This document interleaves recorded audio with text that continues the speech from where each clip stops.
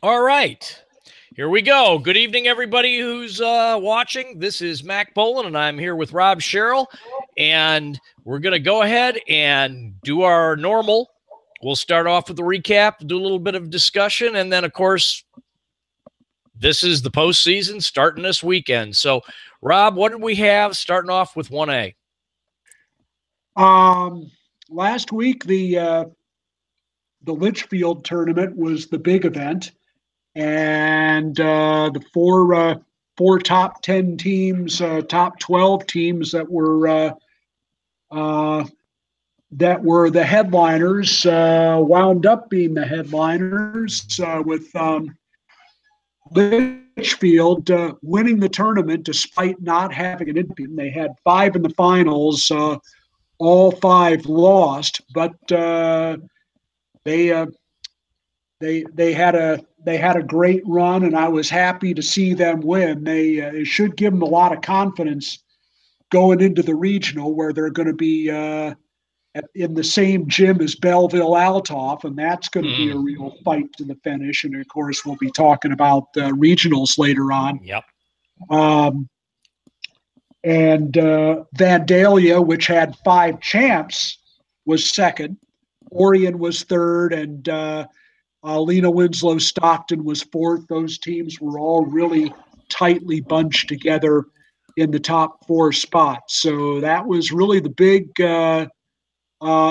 Class 1A event over the weekend in the heart of Illinois duels in the central part of the state. One of the big stars there was Gibson City. They got themselves into the top 25 for the first time this year as a result of it. Win over Tremont in that, win over Leroy on criteria. They did lose to El Paso, so El Paso stayed ahead of them in the rankings. But they were the stars of that show for the most part, and knocked Tremont out of the top 25 temporarily. Belleville Altoff finished second in the South 7 duels. They lost by 2 points to Cahokia, which wound up winning it, and they had a 3-point win over 38-35 over Carbondale. So that was a very close, a very close grouping between the top three teams in the South 7, with Altoff finishing second. Very little change in the top 25 in 1A. Gibson City joined the rankings at number 23 this week, so congratulations to them. But that's your 1A roundup. Well, real quick last week of the season. Quick before we move on, though, Litchfield tournament. So Lena Winslow only finished fourth at Litchfield. Yeah, well, again, they were only 30 points out of first place. A result here, a result there. Only makes a little bit of difference in a tournament that big. So okay. So yeah, they're not the greatest tournament team in the world. I think they're more built for duels. For duels, but, sure. Again,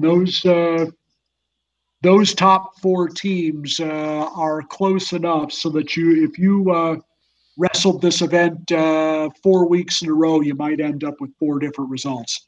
Okay. So for 2A.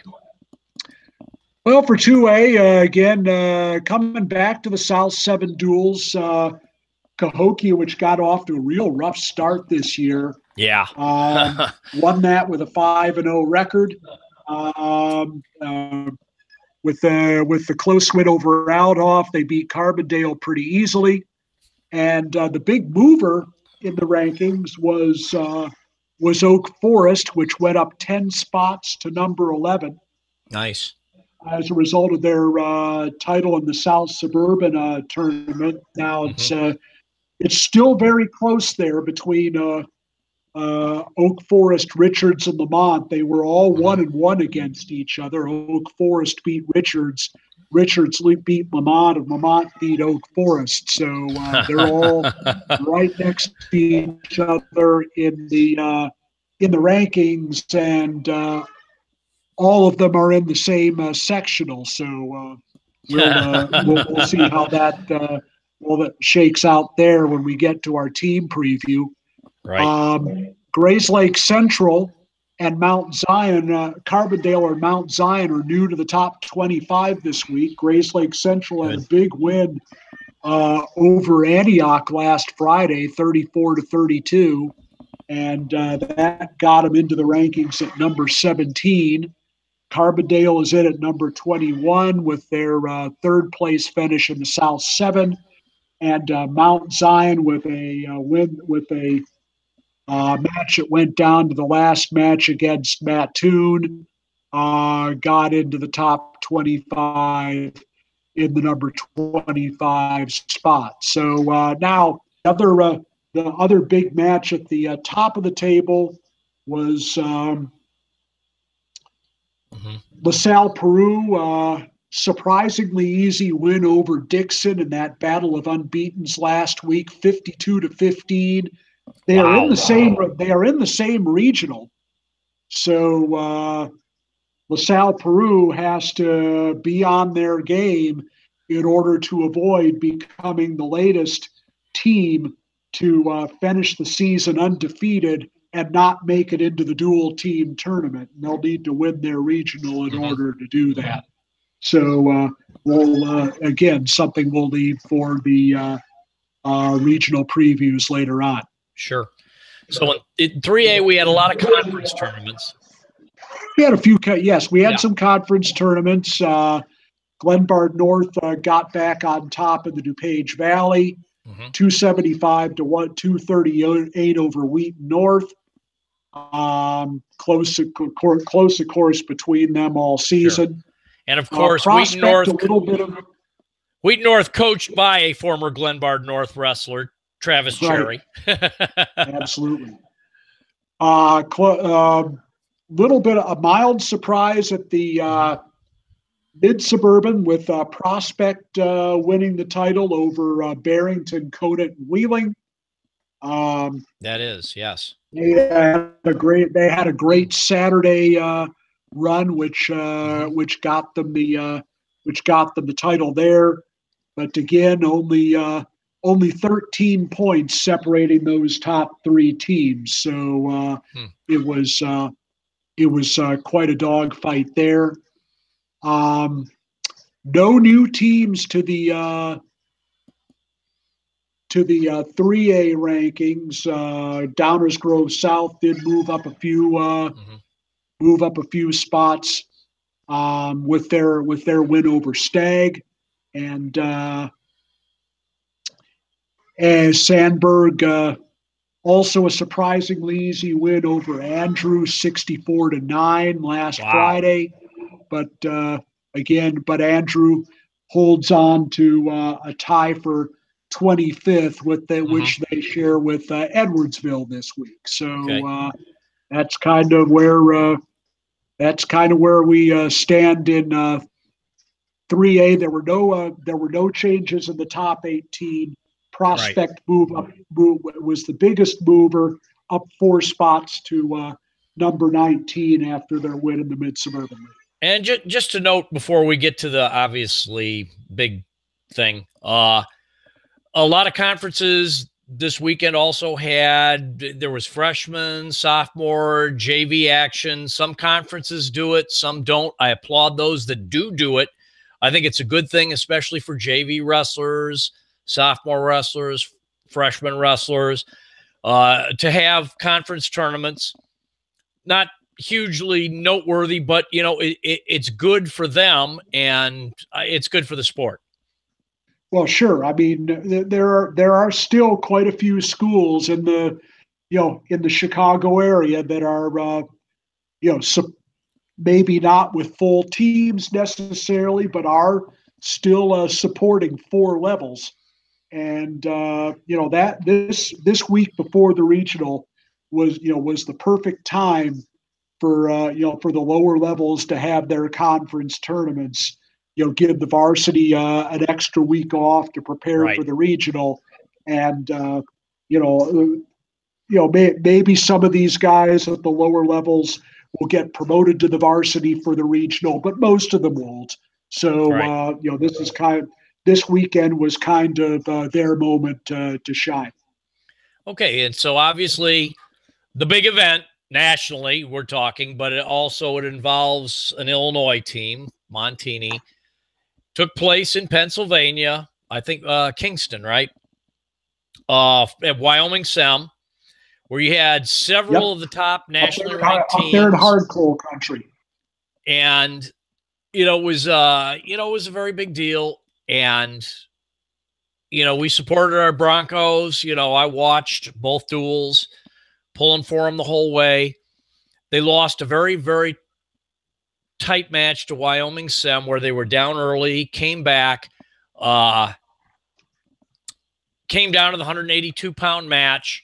Normally, I don't like to criticize referees, but in this case, I got to kind of say the guy who tagged Montini for a team point because of the Montini bench, which was being excited, and I don't know if it was someone stepped on the line or something, but I mean, good God, man. I mean, come on. In a duel that close, and you're going to throw out a team point penalty where, a tie, if Swire won the match, which he didn't, but going in with a tie, 3-3, or them being behind by 3, and if he wins, its tie goes to criteria. But the minute he slammed him with the team point deduction, it was pretty much out of reach. I mean, 4 point for him to come back and major, that wasn't going to happen. But overall, it was an exciting duel overall. Right, and it was a situation where they would have had to. I'm looking at. Because they were down hard early, but they mounted a great comeback. Yeah, they did, and certainly, bringing Escalera down to 13, mm-hmm. the win over Ragusan was huge. Huge. That was just too much for them to overcome, and I would say the rest of it went pretty much as expected. Yeah. But that was a huge win. Well, plus I would say that the coin flip kind of eliminated the option of bumping Christensen up to 220, which, as we'll get to the next one, proved to be a big deal for St. Bergen against Bergen. Right, they must have had odds then. Yep. And either way, what they would have done, Wyoming Sem could have outmaneuvered them on that coin flip. But yeah, I mean the loss 113, etc. But having said that, everything that I guess you could say went wrong for Montini in the Wyoming Sem match completely went a 180 against Bergen Catholic. And I mean, the Broncos got some huge wins. Sudden death at 106, 138. At one point, if I remember correctly, they were up like 26 or 29-3. They were up 32-3. 32-3, right. And then it was out of reach. Certainly McNicholas getting a fall over the kid. Oh, that was huge. Well, and again, that's a 180. Who's ranked number 3 in New Jersey. Yeah. That's a huge win. And Vasquez, a freshman, getting a win over a wrestler who's, been elevated to the top 10 by some. Yep. That just a huge win. Now, 120 was a toss-up. Yeah. I think, they won they did win the 126-pound match, which I felt they would have to. We called that a swing match in order match to have a shot. Yep. And I think the decision. I guess it really didn't. It really didn't change what the outcome would have been, but the decision to over who to put out at 152 as who to put out at 160. That's that's something that's something I would have to ask Izzy about. I'm not saying it was a bad decision. I might have done the same thing.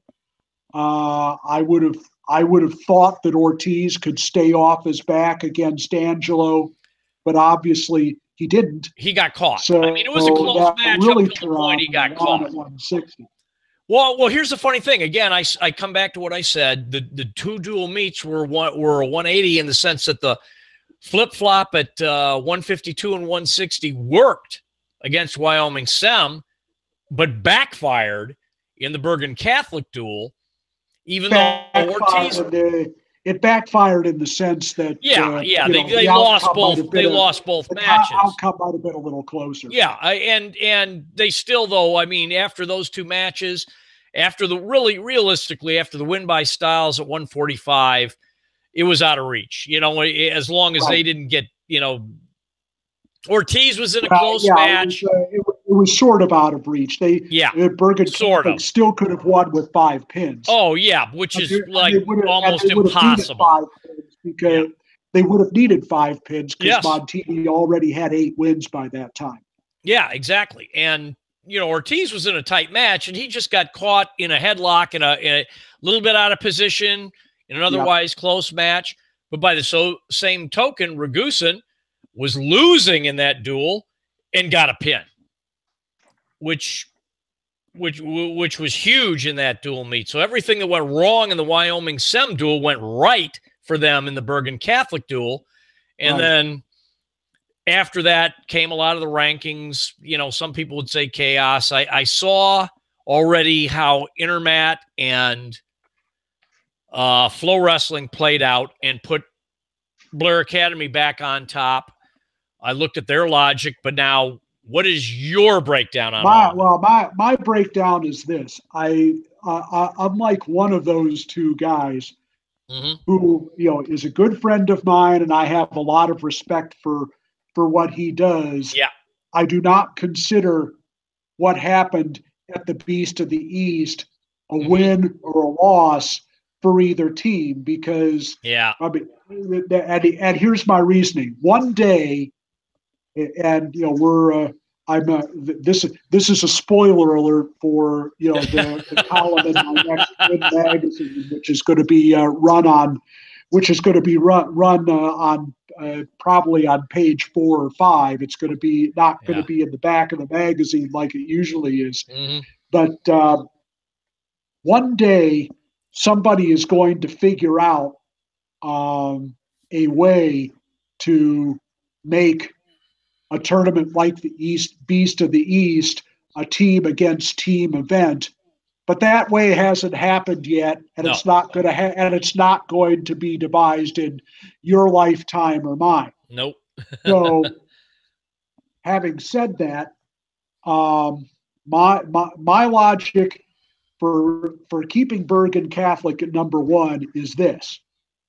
I think we can agree that there are basically 8 contenders for the number 1 spot based on who they have wrestled.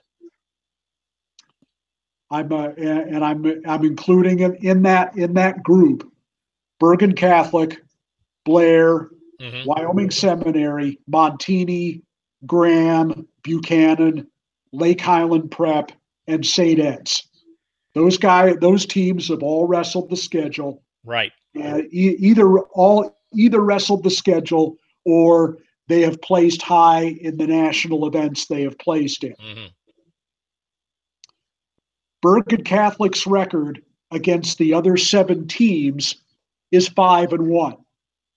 They have, of their 5 wins, 1 is a road win, a true road win against Wyoming Seminary, a win that, by the way, ended their 7-year, 50-match home winning streak.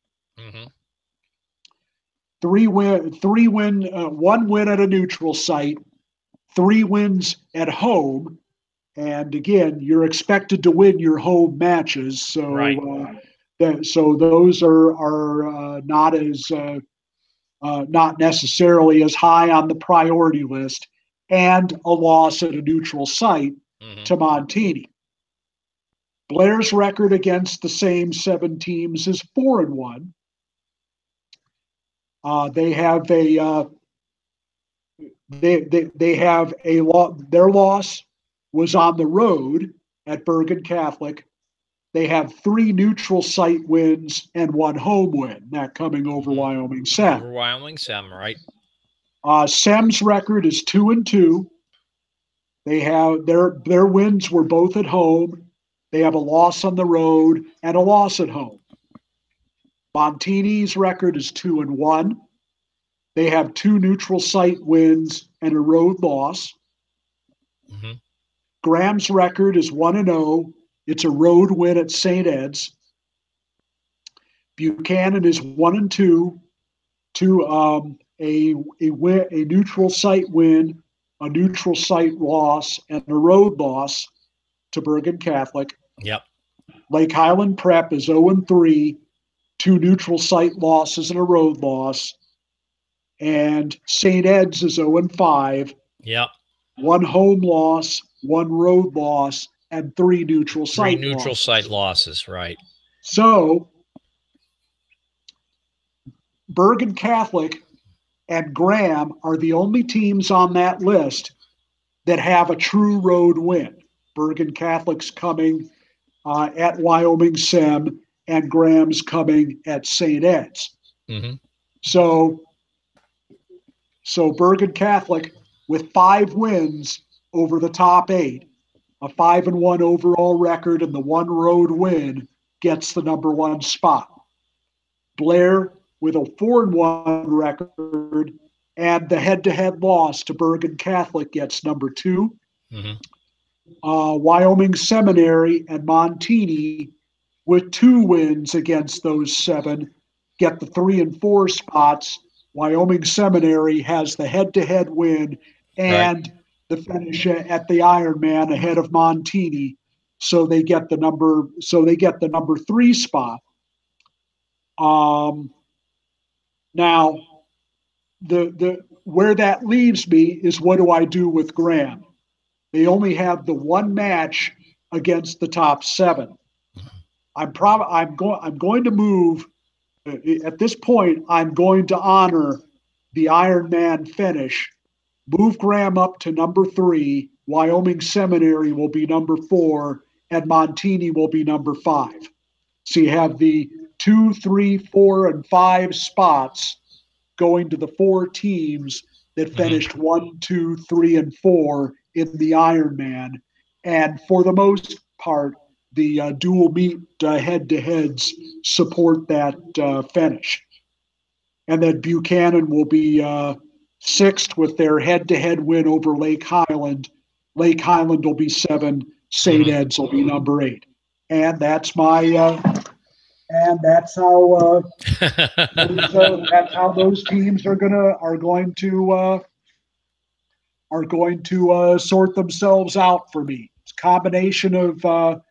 a combination of a tournament result and dual meet result. But since dual meets are the only way to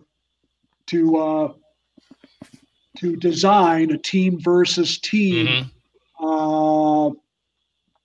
measuring stick that we have come up with to this point, that's they're always going to take precedence for me. So it would be interesting to note, though, that Montini didn't have a home match against any of these guys. That's true. They were all on the road or neutral site or on the road. Maybe in the future, that's something that might happen. I mean, they obviously a couple of years ago they had Clovis in. We got Clovis in, yes. Clovis wrestled. Yep. Big fight with one of their better teams. Clovis did really well against those 2 teams. So they piled up a lot of true road wins, and which made a difference in their ranking at the end of that particular season.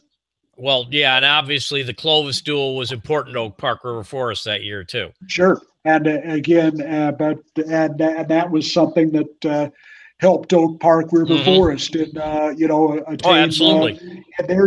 attain their national ranking. And it not only helped Oak Park River Forest, but it also helped Clovis. Yep. Yes, the loss. We expected them to lose to Oak Park River Forest, but the way they handled those other Illinois teams solidified their national ranking. In a hostile environment. Okay, so we obviously regular season's done. We're heading to the postseason. We've got regionals starting off this weekend. Yep. Some regionals and the picking, the choosing. I kind of like to go to the World Cup saying that you're going to have one or two regionals of death, where you're going to have a stacked regional. You're going to have some regionals that are weaker than others. And then that is also going to play out to the sectionals down the road next week. Looking at 3A, I would have to say that no, I'm not. We're not looking at the Elite Eight bracket at this point. No, just looking at the regional by regional and the sectional breakdowns. In 3A, it's probably about as well balanced as you could hope for. There are only of course, in each classification, there are 16 regionals. 15 of the 16 regionals in 3A have at least one ranked team in them. Mm-hmm. So I think for the most part, you're not going to see a lot of team races in the 3A regionals, just because they are so well distributed and spread out. Mm-hmm. Now, if we start with Barrington, if you look at the top 25, it's actually a top 26 in 3A, because at this point I have a tie for 25th between Andrew and Edwardsville, both of whom are coming out of the Alton sectional. Mm-hmm. But looking at Barrington, we have 7 top 25 teams there, and they're pretty well spread out. At Warren, you have Grant and Libertyville, which are 17. Mm-hmm. Grant is number 17. Libertyville is number 21. So it'll be a good. Of course, Warren is a strong team. So that'll be a good team race there between those 3 teams. And Deerfield is also there with their run at the end of the year. You can't count them out either, at least as far as having a say in who wins it. Mm-hmm.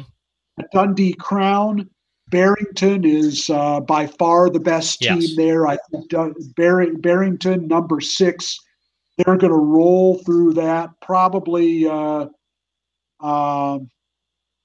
Lake Zurich, Mundelein, and Fremd are the next best teams there. But it's going to be a coronation for Barrington. They're going to win that regional easily. Mm-hmm. At Glenbrook South, Prospect is no longer going to the Oak, the regional that Oak Park River Forest is in. They've been moved north. Prospect, which is number 5, is in the same regional at Glenbrook South with Stevenson. Mm-hmm. So that's going to be quite a race between number 15 Stevenson and number 19 Prospect, and Wheeling is in there too as well, along with New Trier, and they both have individuals that are going to affect what happens there. And finally at DeKalb, DeKalb and Huntley are the 2 big teams there. Huntley is number 9. DeKalb is number 12. It's going to be very close between those 2 teams, considering, of course, that Jacobs is there, honorable mention. Hononegah is there, honorable mention. They're going to affect the team outcome greatly. So with a lot of good individuals. But again, in terms of separation. Yeah. Between the 4 regionals, we got a pretty good separation there at Barrington, as we do at all the regionals. So 7 of the top 26 are in the Barrington sectional. Moving on to Hinsdale Central, which is not as strong as it was last year. No. We also have 7 of the top 26 at Hinsdale Central. I should add that Huntley is hosting the dual sectional at Barrington, and Downers South is hosting the dual sectional that feeds into the Hinsdale Central individual. Mount Carmel will have an easy time in its own regional. They will be hosting 7 public league teams in addition to Rebus and Oak Lawn. So Mount Carmel won't have any trouble there. At Marist, we have Sandburg, which we're at number 14, which should win that regional pretty easily. Andrew is also there, coming up from the south. Stagg, probably the 3rd best team. Marist is also there. So, in fact, that is the Marist Regional. At Naperville Central, the top teams there are Marmion and Naperville Central. Marmion is stabilized themselves at number 13. Yeah. Naperville Central is number 22. Naperville North, Batavia, and Wheaton South probably the next best there. So we'll see if Naperville Central could give Marmion any kind of a run there at Naperville Central. And at the Lions Regional, of course, that's where Montini will be. Yeah, they'll win that. Along with Downers South will be the next best team there. And it's pretty much a 2-team race at Lions. So same as with Barrington, 7 of the top 26 are there. Moving on to the Elgin Larkin sectional. And Oak Park will be hosting the team sectional there. And Oak Park will have things pretty much all to themselves at Leiden. Yeah, no Wheaton North this year. Right. Because probably Addison Trail and Willowbrook will be fighting it out for 2nd place there. The Glenbard East Regional, and Glenbard East has been moved to Larkin from they've moved them away from Montini. However, they are the lone 3A regional with 4 top 25 teams in it. In addition to Glenbard East, which is at number 24 this week, you also have Glenbard North at number 8, Wheaton North at number 10, and St. Charles East, number 11. Those 4 teams all fighting it out in that regional at Glenbard East. That'll be a good regional. That'll be a very competitive very top regional. And really, they're except for the individuals from Glenbard West and Geneva, it's going to be those 4 teams are going to be the story. And at Schaumburg, Conant should win that one pretty easily. Probably Lake Park will be second there. But Conant should win pretty easily. Number 20 Conant at Schaumburg, and the only regional without a top 25 team is at Niles West. Maine South would be the favorite there. Maine South is honorable mention. Evanston, another honorable mention team, also at Niles West, but they are the only team. They are the only regional without a top 25 team in it. And it was, so we have a total of 6 of the top 26 at Larkin. The last regional, sectional, is at Alton. So it will be all the South Suburban and downstate teams will be heading to the St. Louis area this year. They'll get to be at home for once. And it looks like as far as the duels are concerned, those teams will be going to contest the dual sectional. At Bradley, Lincoln Way West at number 4 is the favorite there. The other ranked teams that are there are Lincoln Way East at number 16. Providence is also in that regional. They are honorable mention. Mm-hmm. And so is Marian Catholic. So their individuals are also going to have a say in the outcome. Mm-hmm. So at Joliet Central, Lockport is at number 7 is the lone ranked team there. They will. It should be a pretty easy run for them based on how easily they won the South Suburban. Neuqua Valley is also in that regional, along with Plainfield East. Those two teams should be fighting it out for second place. But we should see Lockport advance out of there. At East Moline, this is really one of the more intriguing regionals in the state. Probably not for the number 1 spot. Manuka at number 5 is the top dog there. Yorkville is also in that regional. The other top 25 team, they're number 18.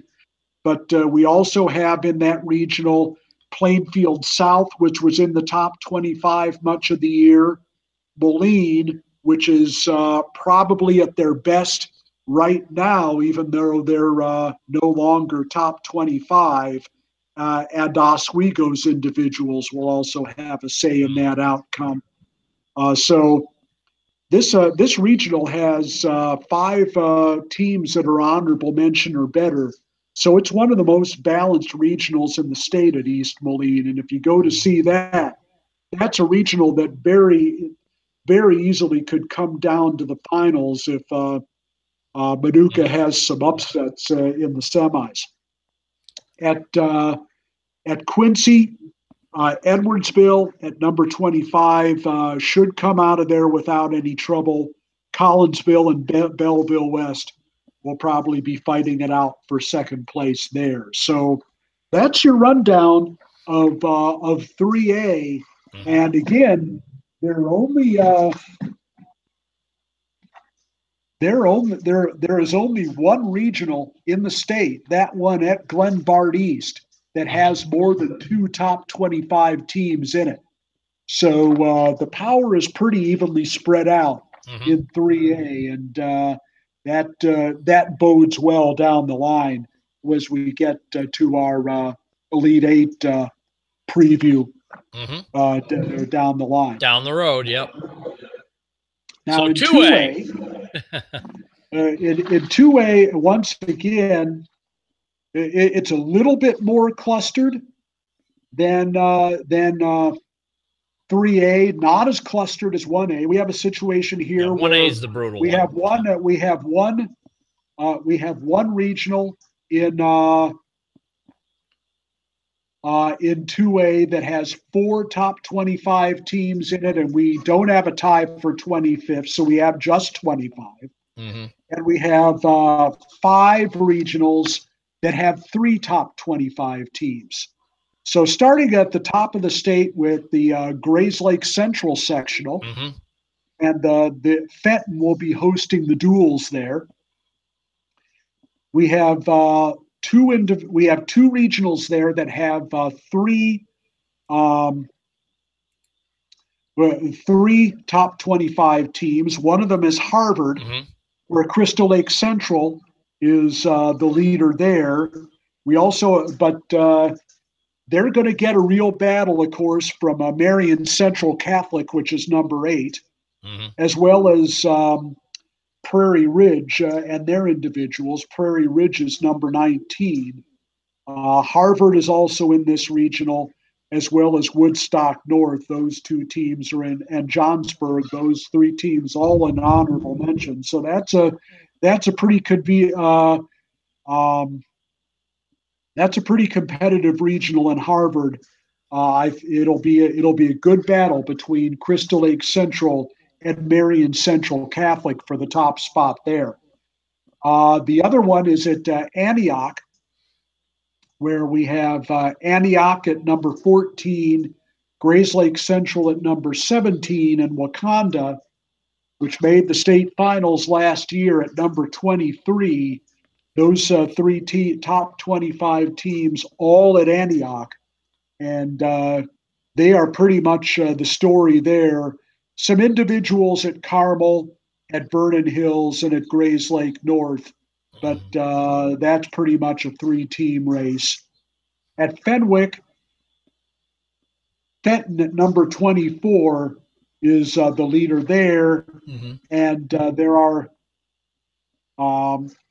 any top 25 teams at the Niles Notre Dame regional. I expect Niles Notre Dame, which has been in and out of the top 25, to win that regional rather easily. So that is your look at Grayslake Central. At Hinsdale South, and the dual sectional is going to be hosted by Lamont. The regional in Brooks is the one regional in 2A that has 4 top 25 teams in it. St. Rita at number 10, Lamont, Richards at number 12, Lamont at number 13, and Brother Rice at number 20. Those teams all heading into the city to Brooks. Wow. For that regional there. So, and also talking about individuals, Chicago, Washington is there. So the Rochelle brothers will have could have a lot to say about who winds up winning the team title there. The only other ranked team in the Hinsdale South sectional is Oak Forest. They are hosting their own regional. Number 11 Oak Forest should win that one pretty easily. There are no teams even honorable mention there. And other two regionals in that sectional don't have either a top 25 or an honorable mention team in them. I expect Hinsdale South and Nazareth Academy will probably battle it out for the Solorio Academy regional title. And I expect a newcomer, Back of the Yards College Prep, to win the title at Hyde Park. It'll be between them and Back of the Yards and De La Salle. But De La Salle is missing Aaron Zabrowski, state place winner, who is out for the year with an injury.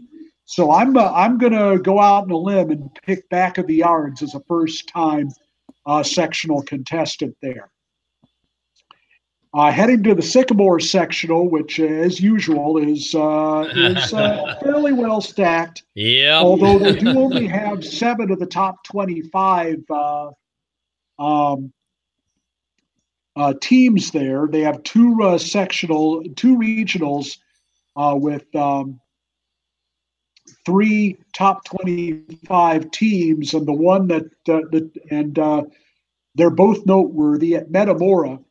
That's where the 2-time defending state champion Washington will be. Yep. And unfortunately, that's, of course, also where Bloomington will be. Oof. So the number 1 and the number 3 teams are in the same regional. Metamora at number 18 is the 3rd top 25 team in that regional. They're hosting. And Canton, which is honorable mention, is the 4th team in the rankings to be in that regional.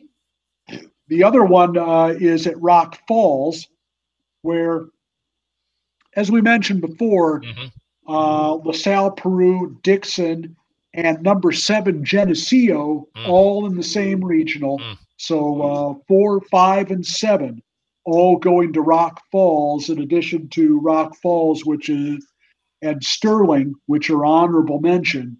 So once again, LaSalle, Peru, which is 20-0, is has a lot of pressure on them to win this regional. The tough so regional. that they don't join the IHSA Hall of Shame as a undefeated team to fail to qualify for the dual team tournament. At Belvedere, number 15 Sycamore is the lone top 25 team there, but it's a well-balanced regional with Rochelle, honorable mention, Marengo, honorable mention, Freeport, which has is an honorable mention yet, but has wins over honorable mention teams, also going to have a say in that regional. And the regional at Sandwich does not have a top 25 team. Probably a battle between Ottawa and Sandwich for the team title there. So that's your look at the Sterling sectional, and of course, did not mention that LaSalle, Peru, is hosting the dual sectional, so that would kind of be the height of Hall of Shameness. Yeah. A 20-0 team hosting a dual team sectional that there's a chance that they might not be involved in. So if the IHSA is listening to this podcast, and they should be, that is that's something you need to fix there, folks. Yeah. The last sectional is at in 2A is at Lincoln. That's the sectional matching the far south teams. And Matt Toon is going to be hosting the dual sectional there, as well as at least one of the 3A matches. LaSalle, Peru is going to be hosting the other 3A match involving the Rock Island and other South winner. But so that sectional includes 6 top 25 teams. The Mattoon sectional has 3 of them. Number 21 Carbondale is the highest ranked of them. Also a number 22 Mattoon, number 25 Mount Zion. Only Richland County is an honorable mention team that is in that regional as well. The highest ranked team in the sectional, number 6 Mahomet Seymour, is hosting its own regional. They should win easily. Probably Westville, which is new, which made honorable mention for the first time in school history a couple of weeks ago, and Champaign Centennial probably fighting it out for second place there. But Mahomet Seymour will win easily. Number 9 Chatham Glenwood should win easily at Jacksonville. That's where the Springfield schools are. Springfield is honorable mention.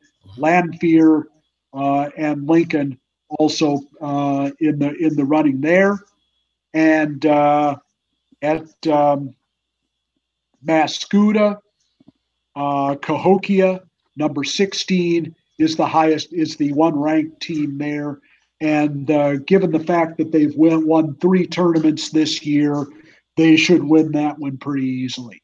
Okay. So that's your rundown of 2A. And then the bloodbath that's in 1A. We're going to save the best for last. We're going to start with the Hope Academy sectional. IC Catholic is hosting the duels. There are no top 25 teams in this sectional. In fact, there is only one honorable mention team, and that's Hope Academy. And so there's a good chance that they will get out of that sectional. But I'm not placing any bets right now. Looking at the regionals at Lyle. Lyle is the favorite there, along with IC. It'll probably be a battle between Lyle and IC Catholic to see who comes out there. Mm-hmm. At the Harlan Regional, probably either Leo or Ileana Christian will come out there. Bowen is in the same regional with Hope Academy. That will be a good battle between those two teams at Bowen. And at Walther Christian, that will be the midnight regional with Ida Crown and Rochelle Zell, a new school from Deerfield. I would expect, as they usually do, Walther Christian to come out of there. So that's your quick rundown. A Hope Academy sectional.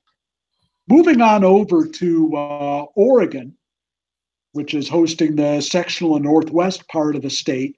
The dual team sectional is being held at Morrison. This is the worst clustered of the, as usual, of the 1A sectionals, and they are at least they're not as at the sectional level this year, the dual sectional level this year as they were last year. 10 of the top 25 are in the Oregon sectional. Five of them are in the Winnebago regional. 4 of them are in the Rockridge regional. So let's look at the Winnebago regional first. Which is insane. Number 1, Dakota. Number 2, the defending state champion, Lena Winslow Stockton, along with number 13, Byron, number 18, Stillman Valley, and number 22, Oregon. So those teams are all, and unfortunately, as long as Winnebago puts in for a regional, and the regional was at Winnebago last year as well, this is the way the IHSA is going to rubber band them. At Rockridge, we have, as I mentioned, 4 ranked teams there, led by number 10, Orion. Number 11, Rock Island Alleman is also there. Number 14, Erie is also there. And number 17, Sherrard. And also a couple teams that are better than they usually are than they are this year. Mercer County, which is not a top 25 team this year, as well as Fulton. So both those teams are honorable mentions. So that's going to be a very competitive regional between mostly between Erie and Alleman. Erie won by a point in their duel back in December, so we'll see how that one shakes out. And there's been a situation in Orion where several of their wrestlers wrestled prior to their get-down date. So they're going to have to go up a weight class for the regional. Hopefully that's not going to affect how their finish happens. Again, it's with 4 ranked teams, you never know. But it doesn't matter what weight those guys are at. Orion's clearly a team that deserves to be in the dual team tournament, and hopefully that's not going to harm them too much. Aurora Christian at number 3 should win the Aurora Central Catholic Regional easily. They are the only other honorable mention team there is Seneca. They'll probably be fighting it out with Aurora Central Catholic for second place there. And there are no either ranked or honorable mention teams at Princeton. Probably Princeton, Sterling Newman, and Morrison will be the top 3 there. So there's your look at Oregon. Now we move on to Olympia, which is the regional that was most affected by team movement this year. Like Oregon, there are 10 top 10 teams at the Olympia sectional, and Gibson City is going to be hosting the dual sectional here. And the regional that was most affected was the regional at Coal City. Historically, a regional that went northeast, now a regional that's being moved 2 hours to the south. And it is the most intriguing regional in the state from a team standpoint, with Coal City at number 4, Clifton Central at number 6, or Prairie Central at number 6, and Clifton Central at number 7, all in the same regional. And this could wind up being a dual meet between in the upper weights between Prairie Central and Clifton Central. A two teams have the 2 best groups of upper weights of any team in the state in 1A. So this is a regional that's going to go to the finals, maybe to the very last match. In addition to those 3 teams, Wilmington is there, and Reed Custer, which had some time in the top 25 as well in January, is also in this regional. So teams that have historically gone north are not only they're going to go over an hour north to Coal City for the regional, and then they're going to turn back around and go 2 hours to Olympia for the sectional. I don't know how the IHSA does it, but they somehow figured out a way. Never put it past him. So that is the cluster at Coal City, and I use that term advisedly. The other one, the other cluster, is the regional at Clinton, also with 4 top 25 teams. Clinton should win this regional without too much trouble, but they've got Clinton is at number 5, but they also have number 15 Leroy in there, as well as number 21 El Paso, and number 23 Gibson City, and number 24 Olympia. And you can't discount the great individuals they have at Hayworth, which is honorable mention. And so this is a regional that at least beyond the first place is going to have a lot of individual drama. And this is a regional that they're going to go. They're not going to be done at 3:30 in the afternoon. These teams are going to bring full teams to the regional, and they're going to go at it for a long time. The other 2 regionals at Camp Point Central, Petersburg Porta should win there. That regional also includes Beardstown, and Macomb is down a little bit this year. I think Porta will, at number 20, will come through that regional without much trouble. At Eureka, it's going to be a great battle between number 21 El Paso and Tremont, which dropped out of the top 25 this week. But those 2 teams are going to go at it. And it's going to be, I think it's going to go down to the finals between those 10 top 25 teams in Oregon, 10 top 25 teams at Olympia. Now we move to the last sectional at Vandalia, which has 5 top 25 teams. And we alluded to the regional at Belleville-Althoff, which is going to be which could go down to the last match between Belleville-Althoff and Litchfield. These are, Belleville-Althoff, a great tournament team. Litchfield is a team I'm sort of rooting for because they're a senior-dominated team. They have a great lineup, and they're going to be down a little bit after this year. So we'll see what happens there. Carlinville and Wood River probably fighting it out for third place there. The other regional with two top 25 teams is at Fairfield. Vandalia should win that pretty easily. Vandalia is number 8. Mount Carmel at number 19 should finish second, and it's probably going to be a 2-team race there. At Shelbyville,